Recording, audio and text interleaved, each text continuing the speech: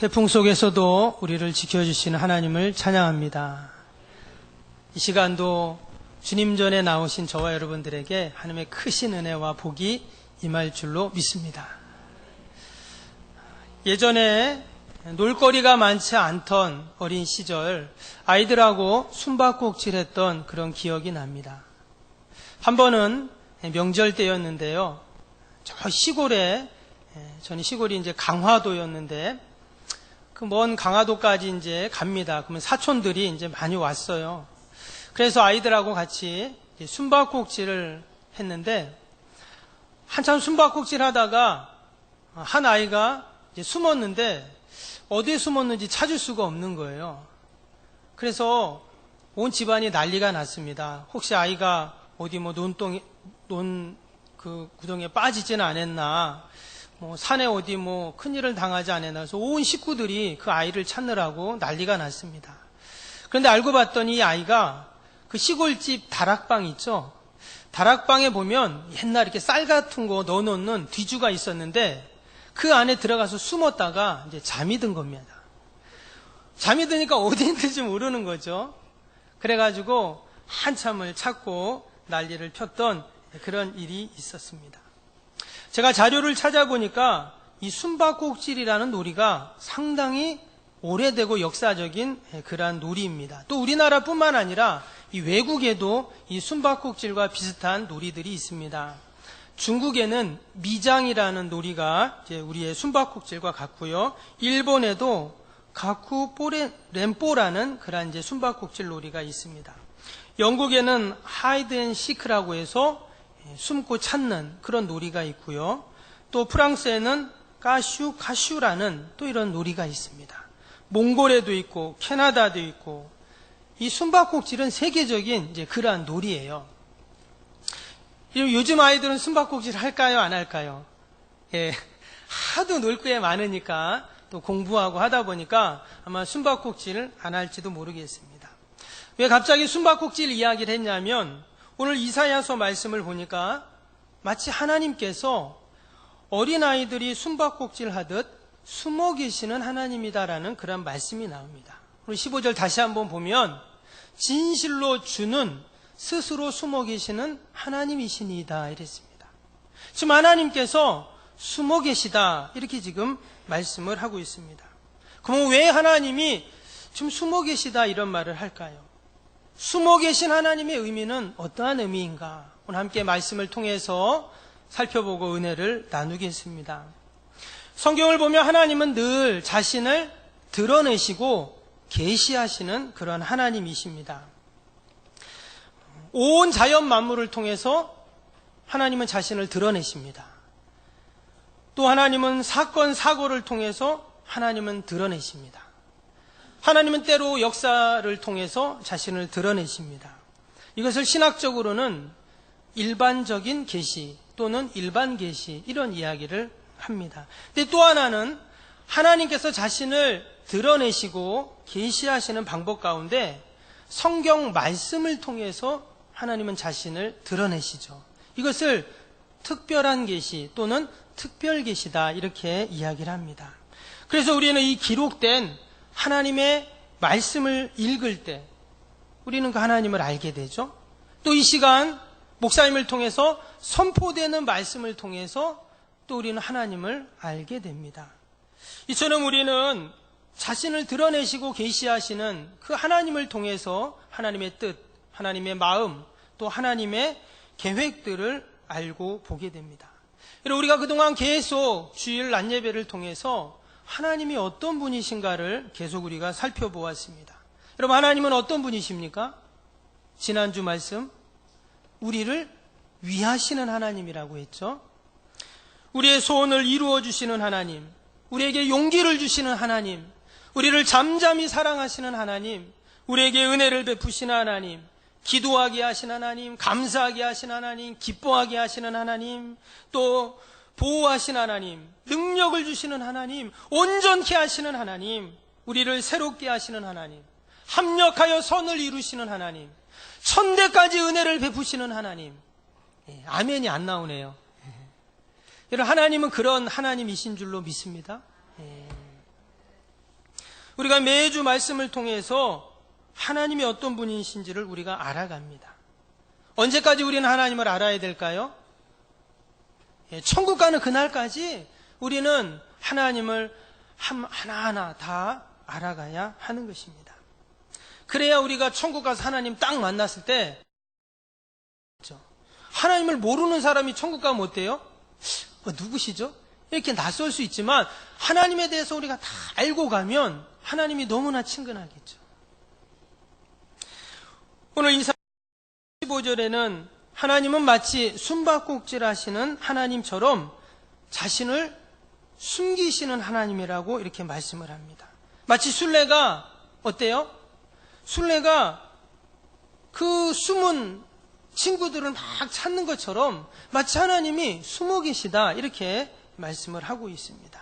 근데 이와 비슷한 말씀이 욥기서에도 나옵니다. 욥기 23장 8절 9절에 보면요, 욥이 이렇게 고백합니다. 내가 앞으로 가도 그가 아니 계시고 뒤로 가도 보이지 아니하며 그가 왼쪽으로 일하시나 내가 만날 수 없고 그가 오른쪽으로 돌이키시나 배울 수 없구나. 욥이 얼마나 많은 고난과 연단을 받았습니까? 물질에 대한, 자녀에 대한, 또 건강에 대한, 또 가정의 그의 삶 가운데 전무후무한 그러한 이중 삼중의 그러한 그런 고난을 당했습니다. 이번에도 보니까 여러분 태풍이 어마어마하죠? 이름이 뭡니까? 타파. 이름을 잘 지어야 돼요. 이름을 그냥 타파라고 지니까 이렇게 막 그냥 바람이 불어가지고 다 파괴합니다. 근데 지난번에 링링이라고 이름을 지었잖아요. 그러니까 이 태풍이 링링 돌면서 우리는 이렇게 피해가 없었지만 저쪽도 밑에 쪽은 피해가 많았다고 해요. 근데 여러분 지난번에 피해 입은 분들이 또 이번에 또 피해를 입어요. 그럼 어떨까요? 2중으로 3중으로 얼마나 그 고통이 심하겠어요. 근데 마치 욥의 인생에 그러한 태풍이 2중, 3중으로 계속 부른 겁니다. 아무리 주위를 둘러봐도 살펴보아도 그가 그렇게 믿고 의지하고 섬기던 하나님이 안 보이는 거예요. 마치 하나님이 꽁꽁 숨어 계신 것처럼 그렇게 하나님을 찾을 수가 없는 겁니다. 여러분 이럴 땐 어떻게 해야 될까요? 여러분 우리 인생 가운데도 마치 우리가 하나님을 찾고 하나님을 찾지만 도무지 하나님을 찾을 수 없는 것 같은 그럴 때가 있습니다. 젊은 날 인생을 방황하며 방탕하러 보냈던 성 어거스틴이 있습니다. 그는 자신의 마지막 삶을 돌아보는 회고록에서 이렇게 고백했어요. 내가 하나님 품에 안길 때까지는 참 안식이 없었노라. 이런 고백을 했어요. 오직 내가 하나님 품에 안길 때 참된 안식이 있다. 이런 고백을 합니다. 여러분 하나님을 만나기 전까지 하나님 품에 안기기 전까지 우리의 인생은 늘 두렵고 평안이 없다라는 것입니다. 때문에 인간의 근원적인 두려움이 다 우리에게는 있다라는 것입니다. 그 태풍이 언제 불지 모릅니다. 어마어마한 어떤 태풍이 불지 우리는 늘 불안해하고 두려워하는 것입니다. 여러분 사람들이 왜 죽음을 두려워할까요? 죽어보지 않았기 때문이에요. 여러분 왜 청년들이 군대 가는 걸 두려워할까요? 군대 안 가봤기 때문에 그런 거예요. 아직 경험해보지 못한 세계, 그것이 우리의 두려움과 염려인 것입니다. 부모와 함께 손을 잡고 가던 어린아이가 있습니다. 그런데 그 엄마 아빠가 눈에서 보이지 않아요. 그 아이는 불안하거든요. 동일하게 우리의 천부 되신 그 하나님이 우리 눈에 보이지 않을 때, 우리가 찾을 수 없을 때 두려워할 수밖에 없는 것입니다. 그래서 오늘 이사야 선지자는 많고 많은 하나님을 소개하면서 그 하나님을 숨어 계시는 하나님이다. 이렇게 지금 이야기하고 있습니다. 여러분 정말 하나님께서 숨어 계실까요? 과연 숨어 계시는 하나님의 의미가 뭘까요? 여러분 숨어 계신다라는 이 말씀 속에는요, 하나님은 어디에나 계실 수 있는 분이다라는 의미가 담겨 있습니다. 그것을 알 수 있는 것이 오늘 6절인데요. 위에 6절 말씀 다시 한번 보겠습니다. 6절을 보시면 해 뜨는 곳에서든지 지는 곳에서든지 나밖에 다른 이가 없는 줄을 알게 하리라. 나는 여호와라. 다른 이가 없느니라. 여러분, 하나님께서는 그래, 나 숨어 있으니까 니들 한번 찾아봐, 이런 하나님이 아니라는 거예요. 마치 그 다락방 뒤지 속에 숨어서 온 가족들을 골탕 먹였던 우리 사촌, 그 같은 그런 하나님이 아니라는 거예요. 더욱이 하나님의 택한 백성들이 어려움을 당하고 있을 때 하나님은 결코 외면하거나 또는 모른 척하는 하나님이 아니다라는 것입니다. 예를 들어서 멀쩡했던 집에 아이가 갑자기 밤에 배가 아프다고 막 뒹굴기 시작합니다. 그럼 부모는 어떻게 할까요? 세상에 모른 척하는 부모는 아무도 없습니다. 그 아이를 들쳐업고 그 밤에 응급실로 달려가는 것이죠. 그것이 밤이든 낮이든 새벽이든 부모된 입장에서 아파하는 자녀를 그냥 두는 부모는 아무도 없기 때문입니다. 하나님도 마찬가지입니다. 6절에 뭐라고 했어요? 나밖에 다른 이가 없는 줄 알게 하리라 그랬어요. 그래서 하나님께서는 해 뜨는 곳이든 해 지는 곳이든 어디든 또 언제든지 여러분 나와 함께 하시고 나를 도와주시는 하나님이신 줄로 믿습니다. 15절에 보니까 하나님은 숨어 계시는데 어떻게 숨어 계신다고 말했냐면요, 15절 다시 한번 보면 스스로 숨어 계시는 하나님이다 이런 말을 했어요. 여기서 스스로라는 말이 참 중요합니다. 누구에 의해서 수동적으로 하나님은 숨으신 것이 아니라 스스로 이렇게 말했어요. 이 말은 다른 말로 하면 하나님의 계획과 뜻과 섭리 가운데 숨어 계시는 하나님이시다 이런 말이에요. 하나님은 늘 스스로 일하십니다. 하나님은 스스로 역사하시는 그런 하나님이세요. 예레미야 33장 2절에 보면 이를 행하시는 여호와 또 그것을 만들어 성취하시는 여호와라고 그렇게 분명히 말씀하셨어요. 하나님은 세상을 창조하시고 지금까지 늘 스스로 일하십니다. 하나님 누가 옆에서 빛 좀 만들어 주세요 이래갖고 빛을 만든 분이 아니세요. 그냥 하나님이 빛이 있으라 이렇게 하나님 스스로 말씀하셨습니다. 하나님 스스로 땅과 바다를 만드시고 꽃과 나무와 식물을 만드시고 온 짐승을 만드시고 또 하나님의 형상대로 인간을 만드셨습니다. 다 하나님이 스스로 디자인하시고 하나님이 다 스스로 다 하나님이 만드시고 지어주셨습니다. 때문에 하나님이 어딘가 숨어 계시다, 사실 이 말은 맞지 않는 말이다라는 거예요. 이것은 인간의 입장에서 우리가 하나님을 찾지 못할 때, 또 하나님을 볼 수 없을 때 마치 하나님은 숨어 계신 하나님처럼 여겨지는 것이지 결코 하나님은 숨어 있지 않아요. 여러분, 하나님은 어디에든지 계시고 언제든지 계시는 전지전능하신 하나님이신 줄로 믿습니다. 그래서 하나님은 지금 이 시간도 이곳에 임하여 계십니다. 보이십니까? 숨어 계십니까? 여러분, 이 시간도 성령 하나님으로 이곳에 임재하여 계신 줄로 믿습니다. 에베소 6장 4절 말씀에 보면, 말씀이 좀 틀렸는데 제가 읽어드리겠습니다. 하나님은 만유의 아버지시라. 만유 위에 계시고 만유를 통일하시고 만유 가운데 계시도다 이랬습니다. 하나님께서는 만유 위에 계시고 만유 가운데 계시다 이렇게 말씀을 했어요.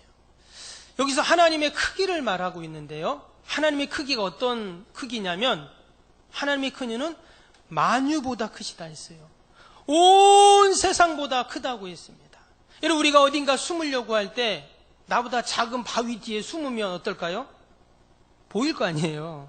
나보다 큰 바위 뒤에 숨어야 되는데 여러분, 하나님이 숨으시려고 했는데 숨을 곳이 없어요. 왜?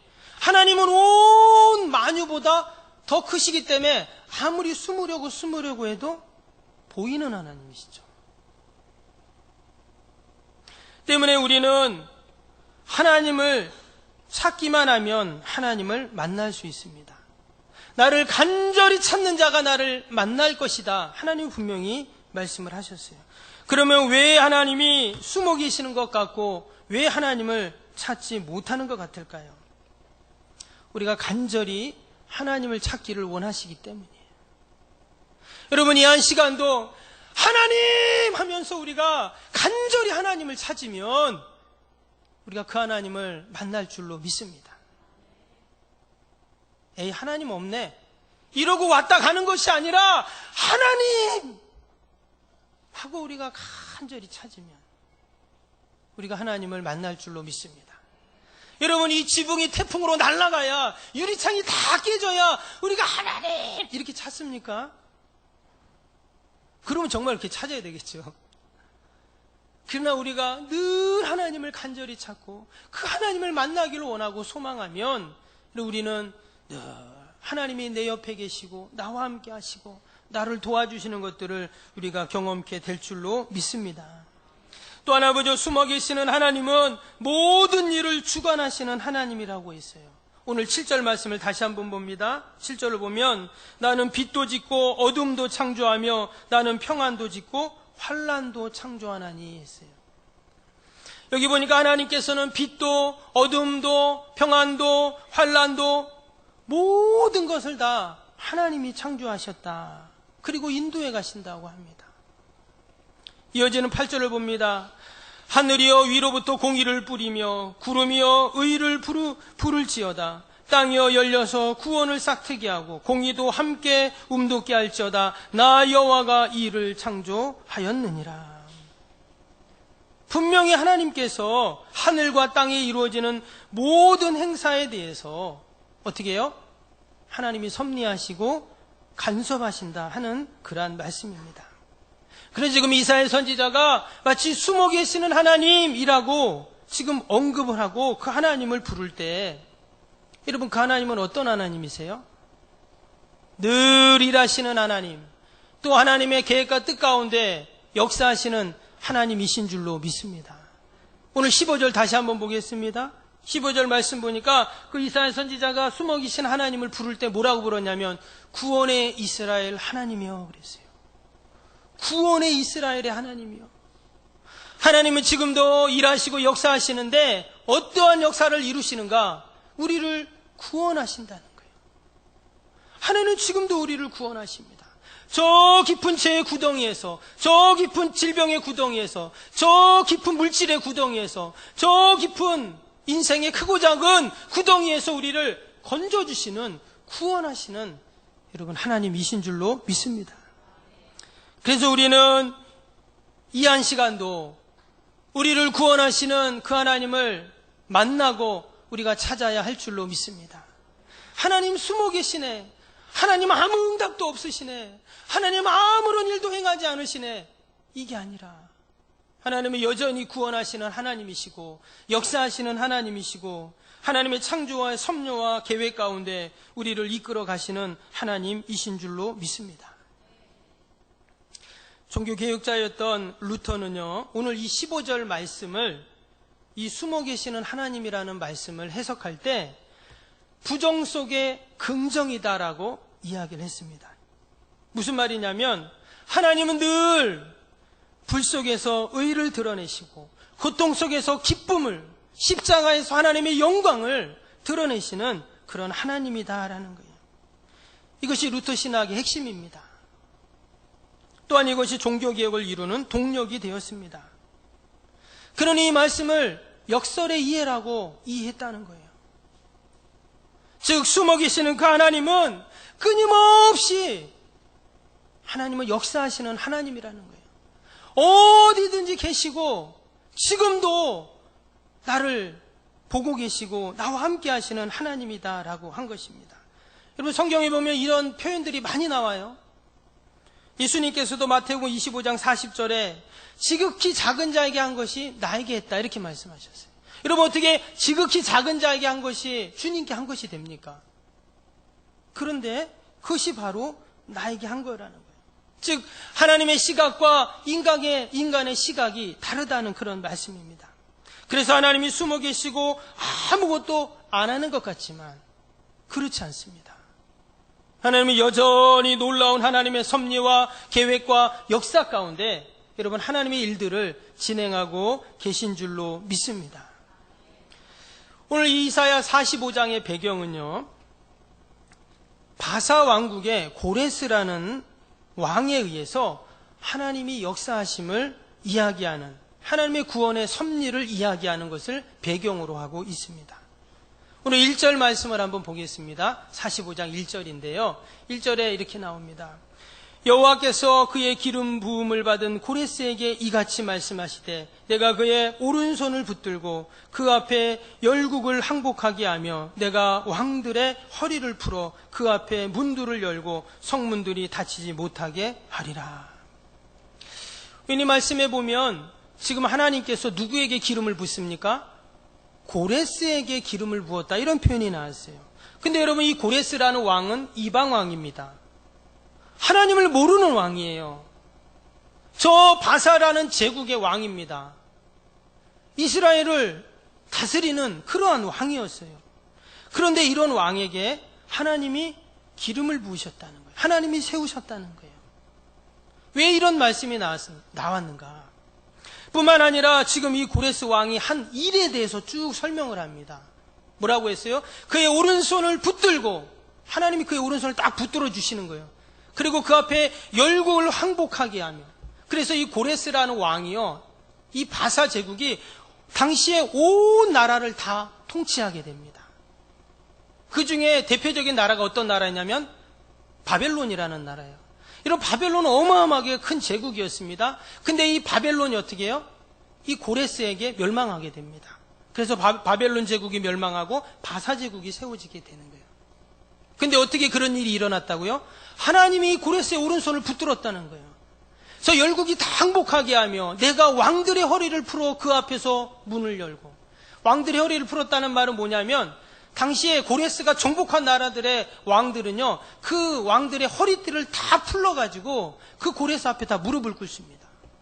그게 항복의 의미예요. 그리고 그 성문들이 닫히지 못하게 하느니라. 모든 성문들이 다 여는 거예요. 항복했다는 말입니다. 어떻게 이것이 가능했어요? 하나님이 고레스의 손을 딱 붙잡으니까 이런 놀라운 역사들이 일어난 것입니다. 그러면 왜 하나님께서는 하나님을 알지도 못하는 이방왕을 그렇게 복을 주시고 왜 이렇게 하시는가? 여러분, 때가 있지 않습니까?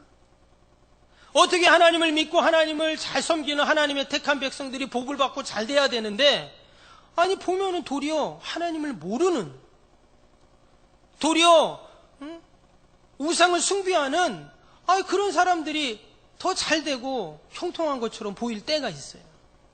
우리 이성적으로, 논리적으로, 신앙적으로 도무지 이해가 안 된다는 거예요. 지금 고레스가 그런 경우죠.